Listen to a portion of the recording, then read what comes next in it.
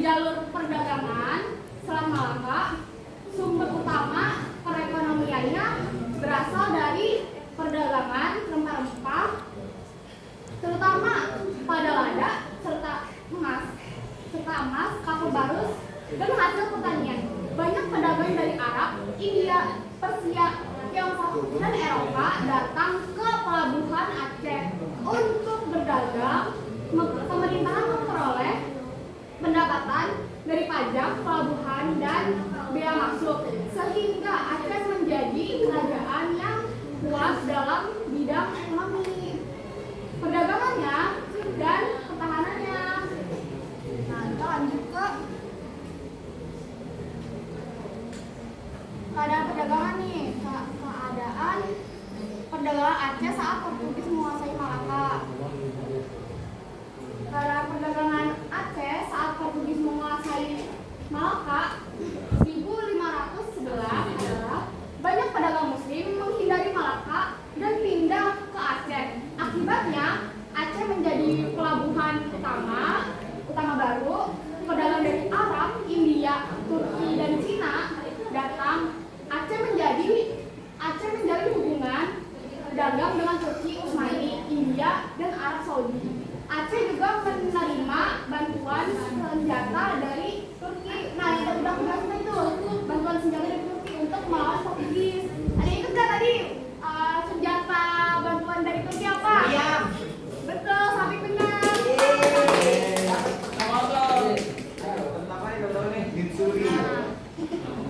Nah, ini tuh ada budaya Aceh, dan di budaya Aceh itu ada ragam hias, bustan salatin, dan tari saman. Nih aku nanya di sini ada nggak sih yang kuliah saman? Ada.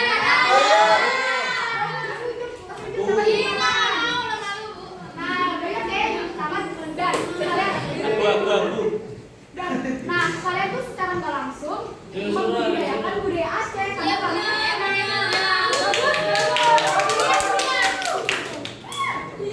Nah, terus di sini tuh ada peninggalan fisik nih. Ini ada benteng Indrapatra, Meriam Raja Setuka. Itu apa sih? Nih, ini nih.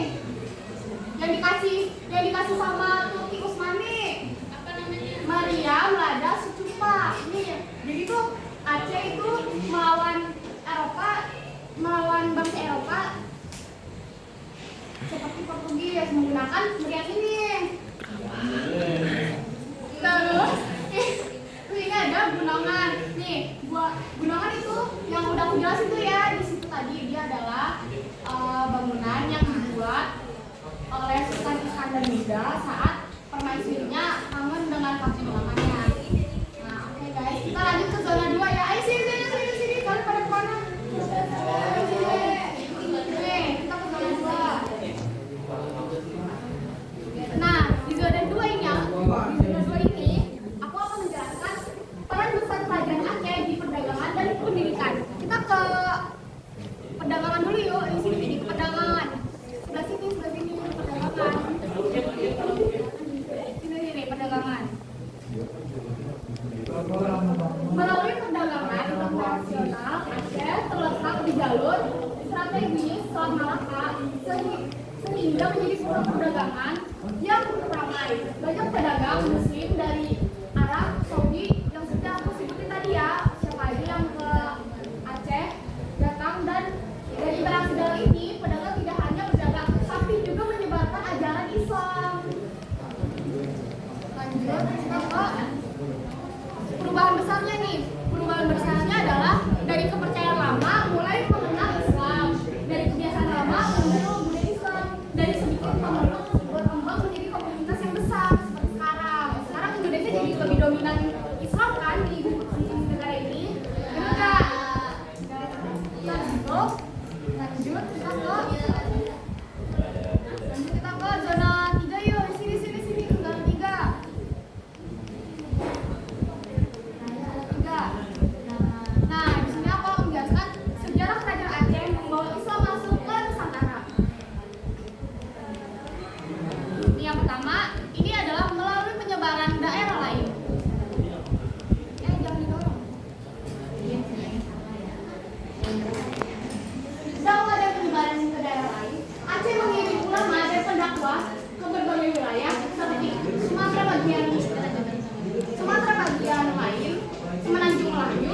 Kalimantan. Dampaknya adalah Islam menjadi lebih luas dan muncul raja-raja Islam yang baru. Lanjut kita ke peran Sultan dalam dunia Islam. Pada masa Sultan Iskandar Muda 1907 sampai 1305, Aceh mencapai masa kejayaan. Kebijakan beliau adalah menjadikan Islam sebagai dasar pemerintahan, mendukung ulama dan pendidikan Islam, memperluas wilayah kekuasaan sambil menyebarkan Islam. Kita ke hubungan dengan dunia Islam nih, dengan dunia internasional. Nih, kita perlu regulasinya. Hubungan Aceh dengan dunia Islami. Manfaatnya dia dapat kayak dukungan politik sama militer, terus memperluas Aceh, memperkuat posisi Aceh sebagai pusat Islam, terus menambah pengaruh Islam di Nusantara. Nah, perlawanan terhadap bangsa Eropa yang selanjutnya. Aceh melawan bangsa Eropa seperti Portugis, Belanda. Tujuannya adalah melindungi jalur perdagangan Islam dan menjaga penyebaran Islam dari pengaruh Barat. Kita lanjutkan ke zona 4 nih. Zona 4 ini adalah kisah epic dan harapan kerajaan Aceh. Ya, jadi peninggalan Aceh ini ada Masjid Raya Baitur Rahman yang ada di bawah tadi itu yang udah aku jelasin juga ya. Nah itu sama cerita lengkap dan sastra Islam. Yang contohnya adalah Hikayat Aceh sama karya Hamzah Mansuri ya. Terus ini adalah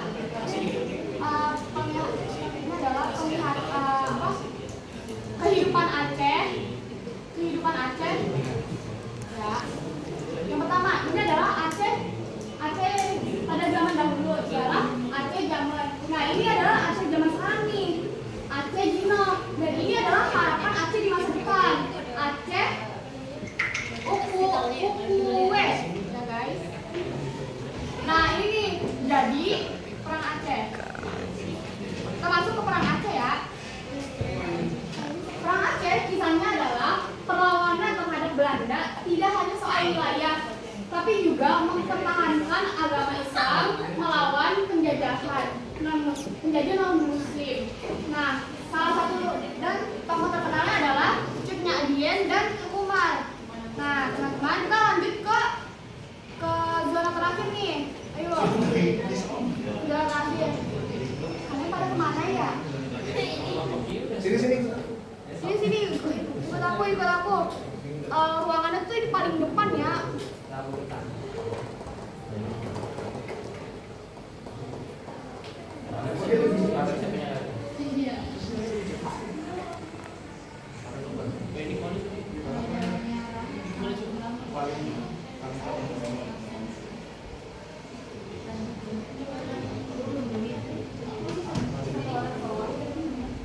Iya, kalian pada kemana ya? Tapi kalian pada ngikutin aku kan? Iya. Nah ini adalah zona kelima nih, warisan dan peninggalan Aceh. Di sini tuh seperti yang aku udah jelasin di bawah ya, rumah Aceh tuh kayak gimana. Atau kalian kalau kalian lupa kalian bisa baca juga di sini ya. Nah aku bakal lanjut ke warisan dan kehidupan Islam di Aceh.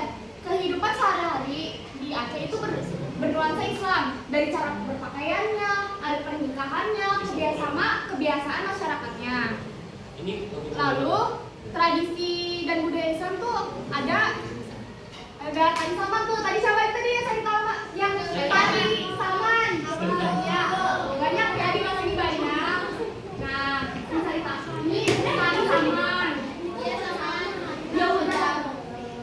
Nah, ini juga ada sendiri atau syukuran sama perayaan Hari Besar Islam. Lanjut kita ke warisan dan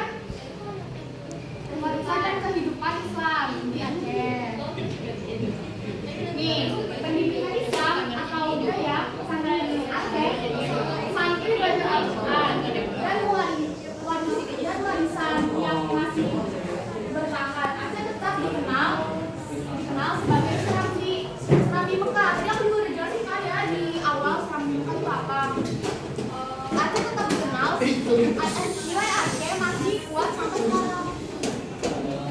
arsitektur Islam Aceh. Rumah adat Aceh tuh masih budaya Baitur-Rahman.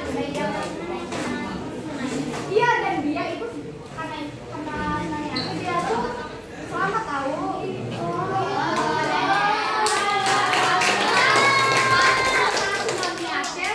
Baitur-Rahman itu masih bertahan sekarang. Nah guys, kita ke ini yuk, ke mini gamesnya. Ini masuk sini. Nah, tar dulu. Nih, jadi di sini ketahuan nih siapa yang dengerin aku dari awal sampai akhir. Ya, kalian siapa nih? Ya, itu siapa tuh yang benar? Dijawab.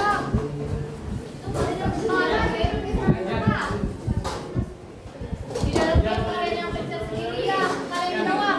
Wih, pintar, siapa yang jawab? Keren banget. Benar nggak?